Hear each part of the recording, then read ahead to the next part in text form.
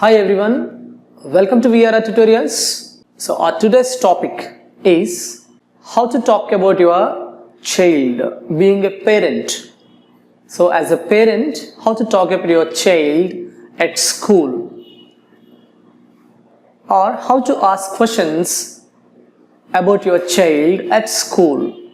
So మనం school దగ్గర ఉన్నప్పుడు అంటే మన చైల్డ్స్ పర్ఫార్మెన్స్ తెలుసుకోవడానికి సో మనకి అప్పుడప్పుడు మనకి పేరెంట్స్ మీట్స్ జరుగుతూ ఉంటుంది. సో అలాంటప్పుడు మనం బీయింగ్ ఎ పేరెంట్ ఎవరొకరు మనం అటెండ్ అవుతాం. సో మనం ఎన్నో క్వశ్చన్స్ మనం అడుగుతాం ఆ క్లాస్ టీచర్ని కానివ్వండి, maybe the principal. So we ask an number of questions, a lot of questions. So how we ask questions in English. So ఈరోజు లెసన్లో మనం అది నేర్చుకుంటాం. So if you find this video is useful, please do like, share and subscribe to our channel. So you wish them when you go to the reception and you wish the receptionist who are in the chair, okay, you say good morning, may I see the principal. ikkada may I see the principal, ikkada may I see the principal ante entante it's not just see, okay, ante may I meet అని అర్థం. అక్కడ అంటే నేను ప్రిన్సిపల్ని కలవచ్చా అని, ఇక్కడ ఎస్సీలో కలవచ్చా అని కూడా meaning వస్తుంది. May I see the principal అని మనం అడగొచ్చు. So may I see his or her class teacher, may I talk to her, may I talk to him అని చెప్పొచ్చు. అప్పుడు మీరు చెప్పొచ్చు I'm a parent of so and so. For example Ravi అనే అబ్బాయి అనుకుందాం, okay. I'm a parent of Ravi of class 5. Section also you can mention, right. I'm a parent of Ravi of class 5 అని మనం చెప్పొచ్చు. అవి మనం చాలా క్వశ్చన్స్ ఉంటాయండి మన మైండ్లో, ఎన్నో క్వశ్చన్స్ ఉంటాయి. ఎలా అడగాలి, మీ అబ్బాయి పర్ఫార్మెన్స్, స్టడీస్, అవన్నీ మనం ఈ వీడియోలో నేర్చుకోబోతున్నాం. So right. So first thing మనం స్టడీస్ గురించి ఎలా అడగాలి. How is my child's performance in studies, how is he in studies అలా కూడా అడగచ్చు. How is he in studies అంటే అతను చదువులో ఎలా ఉన్నాడు, అతను చదువులో how is he in studies, అతను చదువులో ఎలా ఉన్నాడు. ఇక్కడ మీ ఒక చైల్డ్ గర్ల్ అయితే మీరు షీ అని పెట్టుకోవచ్చు, రైట్. షీ అని పెట్టుకోవచ్చు. నెక్స్ట్, సో మా వాడికి రీసెంట్ ఎగ్జామ్లో, లాస్ట్ ఎగ్జామ్లో మార్కులు బాగా రాలేదు, ఓకే, అతని పర్ఫార్మెన్స్ చాలా బ్యాడ్గా ఉంది. సో ఇది ఎలా సెన్స్ మనం చేయొచ్చు. His performance was very bad in the past exams or in the previous exams. So ఇంతకుముందు జరిగిన ఎగ్జామ్స్లో మా అబ్బాయి పర్ఫార్మెన్స్ ఆర్ మా అమ్మాయి పర్ఫార్మెన్స్ చాలా బ్యాడ్గా ఉంది అని మనం చెప్పొచ్చు. So next, may I know the reason, okay. So may I know the reason why his performance was very poor, అది కూడా మనం చెప్పొచ్చు. సో నేను రీజన్ తెలుసుకోవచ్చా, మా యొక్క చైల్డ్ పర్ఫార్మెన్స్ చాలా పోర్గా ఉంది, దానికి నేను రీజన్ తెలుసుకోవచ్చా. My child's performance was very poor in the previous exams. May I know the reason, నేను రీజన్ తెలుసుకోవచ్చా. Is he active in the classroom, is he active in the classroom, అతను క్లాస్ రూమ్లో చాలా యాక్టివ్గా ఉంటాడా. Does he pay attention to the class, does he pay attention అంటే శ్రద్ధగా వింటాడా క్లాస్లో. Does he pay attention to the class, అతని ఇంగ్లీష్ ఎలా మాట్లాడతాడు క్లాస్ రూమ్లో, okay. How does he speak in English, అతని ఇంగ్లీష్లో how does he speak English, అతను ఇంగ్లీష్ ఎలా మాట్లాడతాడు. how does he speak English, or does he speak in English in the classroom. does he communicate with the teachers in English, does he communicate with his friends in English అని మనం అడగవచ్చు. అంటే అతను ఇంగ్లీష్లోనే మాట్లాడతాడా, ఇంగ్లీష్లోనే కమ్యూనికేట్ చేస్తాడా టీచర్స్తో కానీ అదర్ క్లాస్మేట్స్తో కానీ ఇంగ్లీష్లోనే కమ్యూనికేట్ చేస్తాడా అని కూడా అడగచ్చు. సో ఇంటి దగ్గర ఇంగ్లీష్ అసలు మాట్లాడట్లేదు, ఓకే, అది కూడా చెప్పొచ్చు. he doesn't speak in English at home, he doesn't speak in English at home అతను ఇంటి దగ్గర ఇంగ్లీష్ అస్సలు మాట్లాడు. His English is very bad. His English is very bad. అతని ఇంగ్లీష్ అసలు బాగోదు. సో నెక్స్ట్ ఇంకా మనం ఎలా చెప్పొచ్చు అంటే అతను ఇంగ్లీష్లో అసలు మాట్లాడలేకపోతున్నాడు, ఒక సెంటెన్స్ కూడా ఫ్రేమ్ చేయలేకపోతున్నాడు. He is unable to make a sentence in English. He is unable to make a sentence in English. May I talk to his English teacher. So అతను ఇంగ్లీష్లో చాలా పోర్గా ఉన్నాడు, అసలు ఒక సెంటెన్స్ కూడా మాట్లాడలేకపోతున్నాడు. So may I talk to his English teacher అని అడగొచ్చు. Does he make any noise in the classroom? అతను క్లాస్ రూమ్లో ఎక్కువ నాయిస్ చేస్తాడా? Does he make any noise in the classroom? క్లాస్ రూమ్లో ఎక్కువ నాయిస్ చేస్తాడా అని మనం అడగొచ్చు. Next so come to calculations. Okay, mathematic calculations అనేవి కామన్గా ఉంటాయి మనకి. ఓకే, సో మనకి ఓరల్ క్యాలిక్యులేషన్స్ కూడా బాగా వచ్చి ఉండాలి. Okay, so no matter whether you do your formal education or informal education, so ఓరల్గా వస్తేనే దట్ ఈస్ రియల్ ఎడ్యుకేషన్ అని మనం నమ్ముతాం. కాబట్టి సో మనం ఓరల్గా క్యాలిక్యులేషన్స్ చేయగలగాలి. Okay, he's very bad at calculations. He's very bad at oral calculations. May I talk to maths teacher or mathematics teacher? He's very bad at oral calculations, or he's very bad at calculations. So may I talk to the maths teacher? నేను maths టీచర్తో మాట్లాడొచ్చా, అతను చాలా క్యాలిక్యులేషన్స్లో చాలా బ్యాడ్గా ఉన్నాడు అని అడగొచ్చు.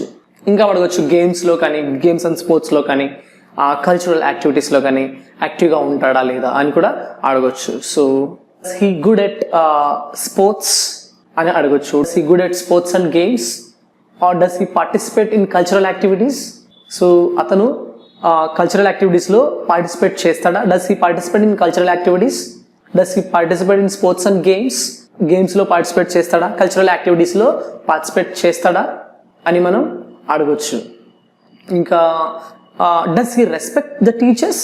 Does he respect the teachers అంటే టీచర్స్కి మర్యాదగా ఇస్తాడా, మర్యాదగా మాట్లాడతాడా? Does he respect the teachers అని కూడా మనం చెప్పొచ్చు, అడగొచ్చు. ఇంకా మనం వాళ్ళు రిక్వెస్ట్ చేయొచ్చు టీచర్స్ని. సో ఎలా అంటే మాకు చెప్పండి తను ఏదైనా మిస్బిహేవ్ చేస్తే అని అడగొచ్చు. Okay, so please let us know if he misbehaves in the classroom.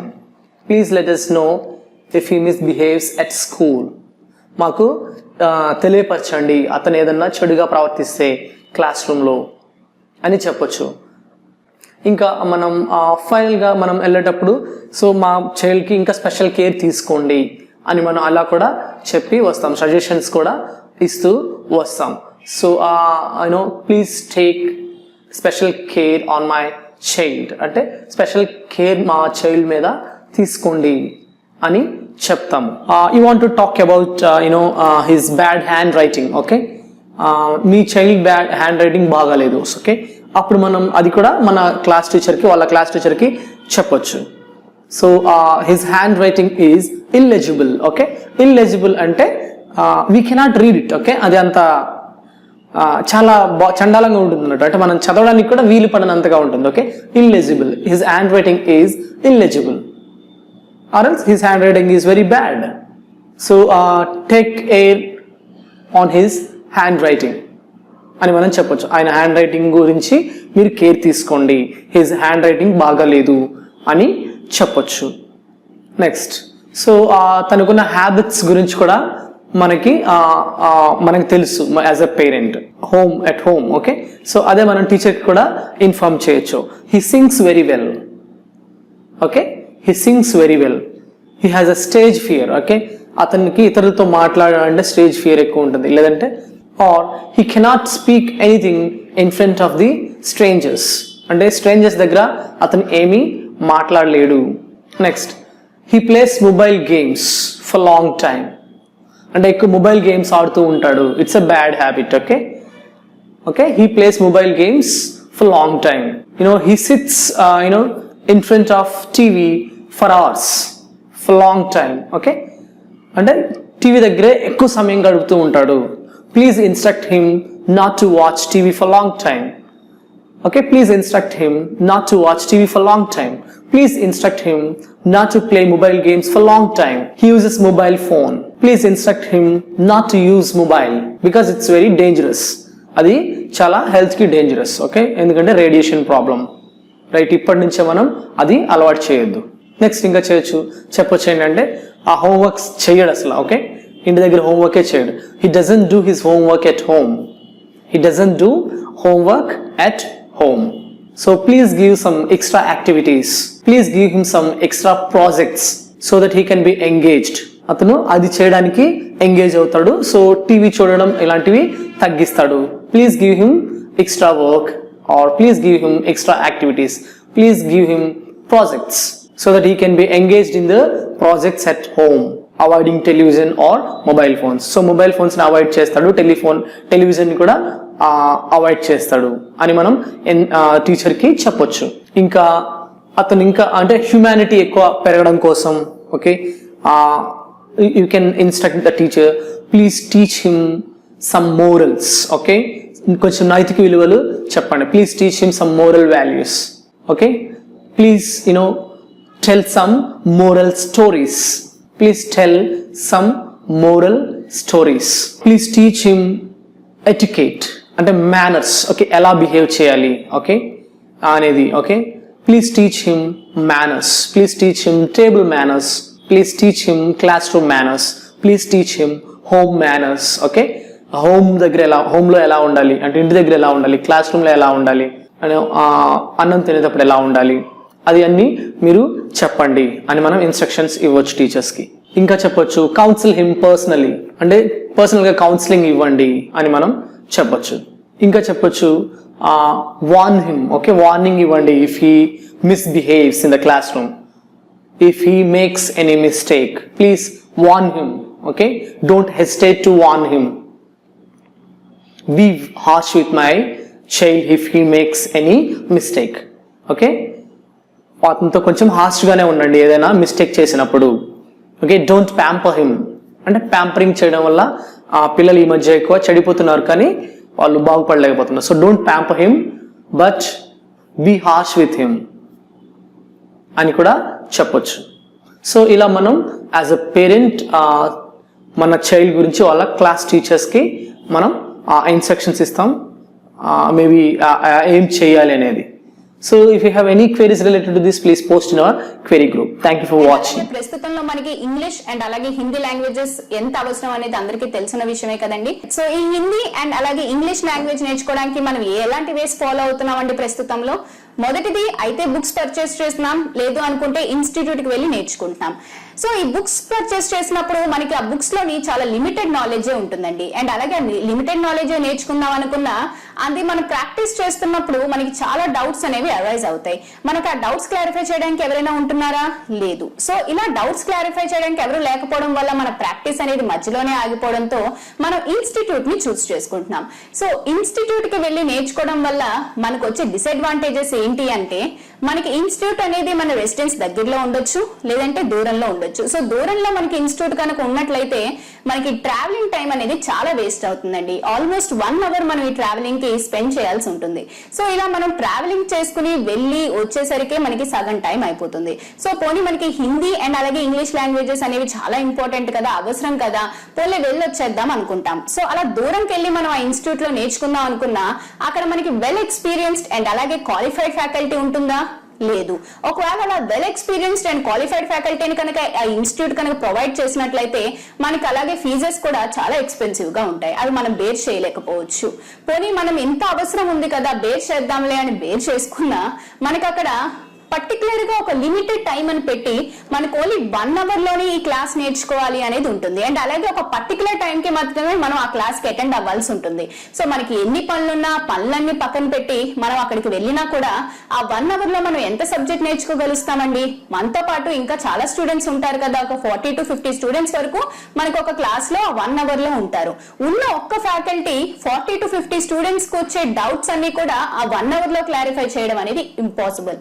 So మీకు ఈ ప్రాబ్లమ్స్ అన్నిటికీ కూడా ఒకటే సొల్యూషన్ అండి, అదే విఆర్ఆర్ ట్యుటోరియల్స్ వాట్సాప్ గ్రూప్. ఈ వాట్సాప్ గ్రూప్ అనేది బోత్ ఇంగ్లీష్ అండ్ అలాగే హిందీ లాంగ్వేజెస్ కూడా అవైలబుల్ గా ఉందండి. సో మీకు ఈ వాట్సాప్ గ్రూప్ వల్ల వచ్చే అడ్వాంటేజెస్ అండ్ బెనిఫిట్స్ ఏంటి అంటారా? అవేంటో నేను చెప్తానండి. ముందుగా మీకు ఇన్స్టిట్యూట్ కి ఎక్కడికైనా వెళ్ళి నేర్చుకోవాలి అంటే మీకు ఆ ట్రావెలింగ్ టైం ఏదైతే ఉందో అది మీకు వేస్ట్ అయినట్లే కదండి. ఇక్కడ మీకు ఆ ప్రాబ్లం ఉండదు. మీరు ప్రపంచంలో ఎక్కడున్నా సరే మీతో పాటు మీ మొబైల్ ఉంటే మీరు క్లాస్ రూమ్ లో ఉన్నట్లేనండి. అండ్ మీకు ఇక్కడ క్వాలిఫైడ్ అండ్ వెల్ ఎక్స్పీరియన్స్డ్ ఫ్యాకల్టీని ప్రొవైడ్ చేయడం జరుగుతుంది.